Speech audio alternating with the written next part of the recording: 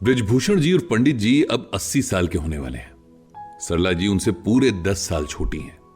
इस उम्र के बावजूद पंडित जी काफी फिट हैं। उन्हें ब्लड प्रेशर और डायबिटीज जैसी लाइफस्टाइल से रिलेटेड बीमारियां नहीं हैं। सुबह शाम वॉक करते हैं, योग और मेडिटेशन करते हैं और गीता पाठ करते हैं। सरला जी को जरूर कुछ महीनों से हाई ब्लड प्रेशर की कंप्लेंट है, जिसका इलाज चल रहा है। पंडित जी के फैमिली डॉक्टर हैं डॉक्टर जोशी। वे हमेशा पंडित जी से कहते हैं कि आप बहुत लकी हैं कि आपको ब्लड प्रेशर और शुगर से जुड़ी कोई प्रॉब्लम नहीं है।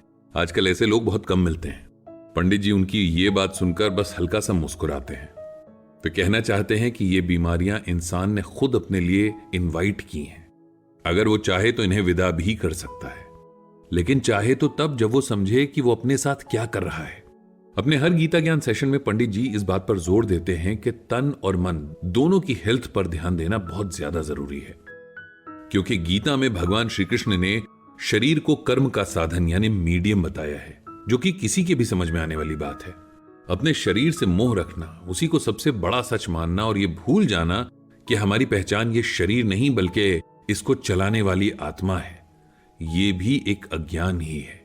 वहीं शरीर का ध्यान न रखना, ये न सोचना कि इसके जरिए हम कितना कुछ अच्छा कर सकते हैं, ये भी एक अज्ञान है।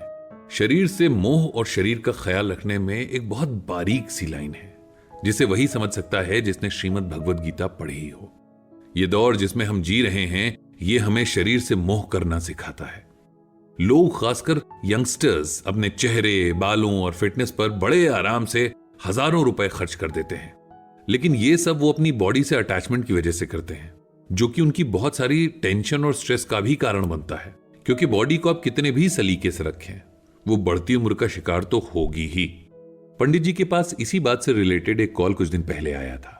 कॉल उनकी एक कजिन का था जिनका नाम रेखा है। रेखा जी और पंडित जी न सिर्फ कजिन्स हैं, बल्कि अपने बचपन में एक दूसरे के बहुत अच्छे दोस्त भी रहे हैं। उस जमाने में तो जॉइंट फैमिलीज ही हुआ करती थी, और फैमिलीज भी काफी लंबी चौड़ी होती थी। बच्चों को खेलने के लिए साथी ढूंढने बाहर जाने की जरूरत ही नहीं होती थी। अपने ही घर में इतने सारे भाई बहन होते थे। रेखा जी और पंडित जी की उम्र में मुश्किल से 4-5 महीनों का फर्क रहा होगा। रेखा जी पंडित जी के चाचा जी की बेटी थी। दोनों में आपस में बहुत जमती थी। रेखा जी की शादी पंडित जी से काफी पहले हो गई थी। उस जमाने में फोन तो थे, लेकिन फोन का दौर शुरू होने तक दोनों लेटर्स के जरिए एक दूसरे के टच में लगातार बने रहे। रेखा जी अपने पेरेंट्स से भी पहले पंडित जी, जो कि उनके बृजभूषण भैया थे, उनसे सब कुछ शेयर किया करती थी। अब ना तो रेखा जी के पेरेंट्स जिंदा थे और ना ही पंडित जी के, लेकिन भाई बहनों का बॉन्ड अब भी था, बल्कि अब तो और भी ज्यादा मजबूत हो गया था। उन्हीं रेखा जी ने पंडित जी से कॉल करके अपनी एक प्रॉब्लम का सलूशन मांगा था। एक्चुअली रेखा जी अपनी पोती शिविका के लिए बहुत परेशान थी। शिविका वैसे तो बहुत ही टैलेंटेड बच्ची है और पूरी फैमिली उस पर बहुत गर्व महसूस करती है। पंडित जी को अच्छी तरह से याद है कि बहुत छोटेपन से ही शिविका बेहद टैलेंटेड थी। फैमिली फंक्शंस हो या स्कूल के प्रोग्राम्स, बिना उसके डांस के पूरे नहीं होते थे। वो हमेशा से एक्टिंग और मॉडलिंग में ही करियर बनाना चाहती थी, और इसके लिए उसे परिवार से भी पूरा सपोर्ट था। उसने 1-2 बार पंडित जी से भी अपनी इच्छा डिस्कस की थी, और पंडित जी ने खुले दिल से उसका साथ दिया था। बस एक बात कही थी कि उसे पहले अपनी पढ़ाई पूरी कर लेनी चाहिए, इसके बाद अपना पैशन फॉलो करने में कोई बुराई नहीं है। शिविका ने यह बात मान ली थी और ग्रेजुएशन करने के बाद वो मुंबई शिफ्ट हो गई थी। उसने किसी अच्छे एक्टिंग स्कूल में एडमिशन ले लिया था और वो वहां बहुत खुश थी। कोर्स पूरा होने के बाद उसका स्ट्रगल शुरू हुआ। यह भी उसे पहले से ही पता था कि मुंबई, जिसे माया नगरी कहा जाता है, वहां अगर पहले से कोई स्ट्रांग बैकग्राउंड ना हो तो चांस मिलने में बहुत दिक्कत होती है। धीरे धीरे उसका स्ट्रगल भी रंग ला रहा था और उसे काम मिलने लगा था। अब पूरा परिवार उसके लिए खुश था कि वो जो करना चाह रही थी उसमें उसे सफलता मिलनी शुरू हो गई थी। फिर जब रेखा जी का कॉल आया तो पंडित जी उनकी बातें सुनकर हैरान रह गए। रेखा जी ने बताया कि पता नहीं किससे इंप्रेस होकर या किसी की एडवाइस मानकर शिविका ने डाइटिंग शुरू कर दी। खुद को पतला करने के लिए उसने बहुत कम खाना शुरू कर दिया, उस पर वर्कआउट अलग से।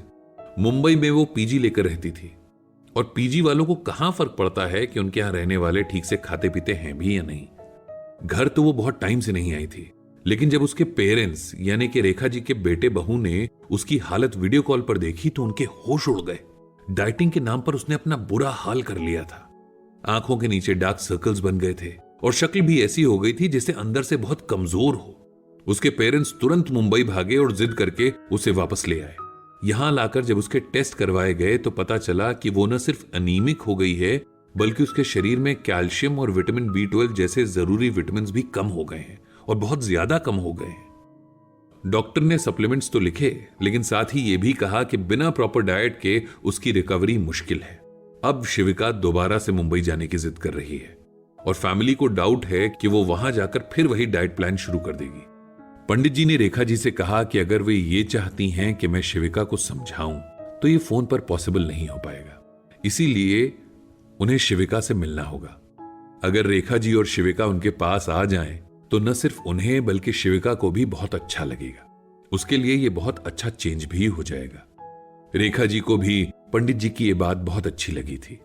उनसे बात करने के बाद पंडित जी को श्रीमद् भगवद गीता का ये श्लोक याद आ गया था, नात्यशंतस्तु योगो अस्ति न चैकांतमश्नतः न चाति स्वप्नशीलस्य जागृतो नैव च अर्जुन।